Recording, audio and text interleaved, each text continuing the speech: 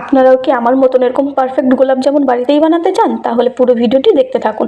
প্রথমে লাগছে 1 বাটি গুঁড়ো দুধ, আর যতটা পরিমাণ দুধ তার 4 ভাগের 1 ভাগ ময়দা এবং বেকিং সোডা দিয়ে একটু মিশিয়ে একটু ঘি দিয়ে একটু ভালো করে ময়ান দিয়ে নিতে হবে। ময়ান দেওয়া হয়ে গেলে হালকা হালকা করে দুধ দিয়ে একটা নরম ডো বানিয়ে 10 মিনিটের জন্য ঢেকে রাখতে হবে। যতক্ষণ ডোটা ঢাকা থাকছে ততক্ষণ মিষ্টির শিরাটা বানিয়ে নেব। তার জন্য লাগছে 1 বাটি চিনি, 2 বাটি জল দিয়ে ভালো করে একটা পাতলা শিরা বানিয়ে নেব। তারপর হাতে একটু ঘি লাগিয়ে চামচের সাহায্যে সব মিষ্টিগুলো গড়ে নেব, যাতে সব মিষ্টিগুলো এক সাইজের হয়। আমি গোল শেপ দিয়েছি, আপনারা চাইলে যে কোনো শেপ দিতে পারেন।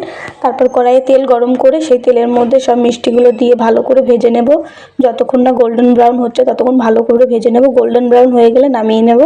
তারপরে হালকা একটু ঠান্ডা করে গরম শিরার মধ্যে দিয়ে দেবো মিষ্টিগুলো।